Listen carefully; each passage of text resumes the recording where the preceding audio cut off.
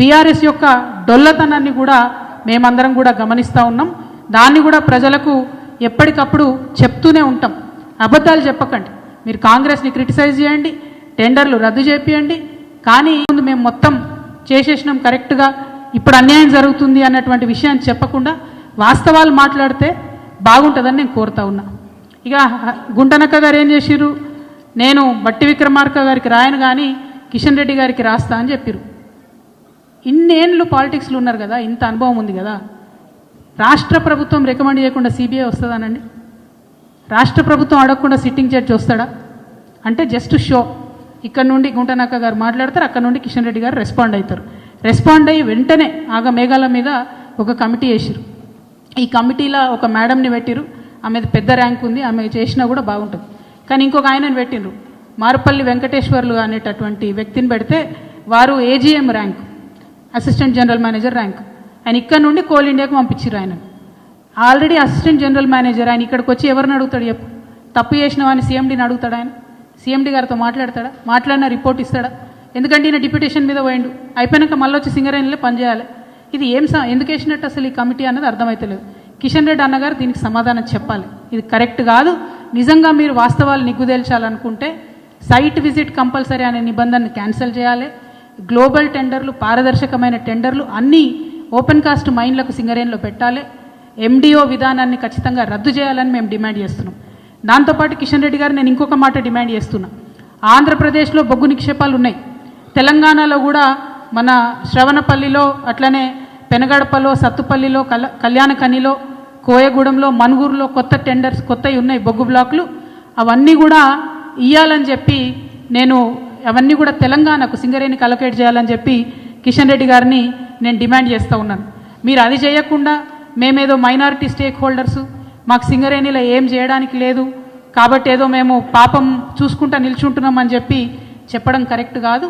Coal ఇండియాలో ఉన్న అనేక విధానాలను కోల్ ఇండియా కన్నా బెటర్గా మరి కార్మికుల విషయంలో పర్టికులర్గా సింగరేణిలో మేము ప్రయత్నం చేసి ఇప్పించుకోవడం జరిగింది. కాబట్టి కిషన్ రెడ్డి గారు మరి ఖచ్చితంగా కార్మికుల సంక్షేమం కోసం కూడా మాట్లాడాలి. త్వరలోనే సింగరేణిలో ఎన్నికలు కూడా రాబోతూ ఉన్నాయి. మరి అధునాతమైనటువంటి ఫార్మసీలో మందులు కావచ్చు, హాస్పిటల్స్ మంచిగా చేయడం కావచ్చు, పెండింగ్ ఉన్నటువంటి ఆఫీసర్స్ బిల్లులు కావచ్చు, పెండింగ్ ఉన్నటువంటి కార్మికుల బిల్లులు కావచ్చు, పెండింగ్ ఉన్నటువంటి రిక్రూట్మెంట్స్ కావచ్చు, ఇవన్నీ కూడా మరి కిషన్ రెడ్డి గారి దగ్గరుండి ప్రయత్నం చేసి సింగరేణి కార్మికులకు ఇప్పియాలని కూడా నేను కోరుతా ఉన్నాను. మరి ఒకటి కాదు, రెండు కాదు, బీఆర్ఎస్ హయాంలో కూడా ఇదే నిబంధన వేరే వేరే డాక్యుమెంట్స్లో ఉండే అని చెప్పడానికి ఇవన్నీ సింగరేణివే, వేరే వేరే కాదు, ఇవన్నీ ఉన్నాయి. ఇవన్నీ దాచిపెట్టి మరి బీఆర్ఎస్ పార్టీ మాట్లాడడం అన్నది కరెక్ట్ కాదు.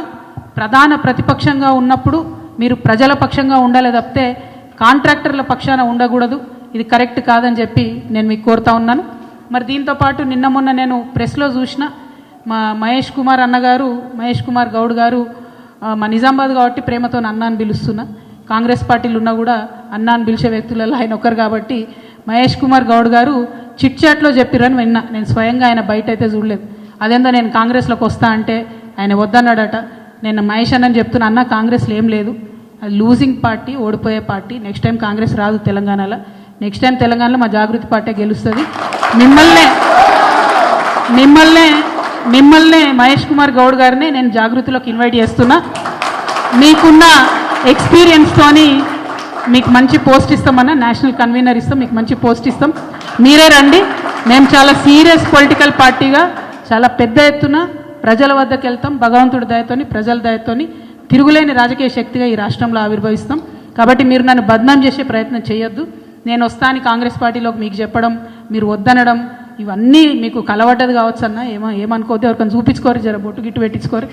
నా రిక్వెస్ట్ ఏంటంటే ఇటువంటి ప్రయత్నాలతోని నా వ్యక్తిత్వాన్ని దెబ్బతీసే ప్రయత్నం చేయొద్దు. మేము మంచిగా మా పార్టీ తయారు చేసుకుంటున్నాం, విధి విధాలు తయారు చేసుకుంటున్నాం, కమిటీలు వేసుకున్నాం, మంచిగా జోరుదారు తయారీలు ఉన్నాం మేము. అంతేగాని ఎవరి కోసం వెయిట్ చేస్తలేం. సమయం వచ్చినప్పుడు ఖచ్చితంగా ముందడుగేస్తాం, సమయం సందర్భాన్ని బట్టి ముందుకెళ్తాం. ఇటువంటి ప్రయత్నాలు చేయొద్దని కాంగ్రెస్ పార్టీ నాయకులకు మాత్రం నేను తెలియజేస్తూ, ఇక్కడున్న పత్రికా మిత్రులకు, సింగరేణి కార్మికులకు ముఖ్యంగా మేము మీకు భరోసా ఇస్తున్నాం. ఈ రాష్ట్రంలో ఎవరు కొట్లాడకున్నా హెచ్ఎంఎస్ తెలంగాణ జాగృతి సింగరేణి కార్మికుల పక్షాన నిలబడుతుంది. మెడికల్ బోర్డు కోసం కొట్లాడుతుంది, అలియాస్ నేమ్స్ కోసం కొట్లాడుతుంది, ప్రతి ఒక్క అంశం కోసం కొట్లాడుతుంది అని చెప్పి ఈ సందర్భంగా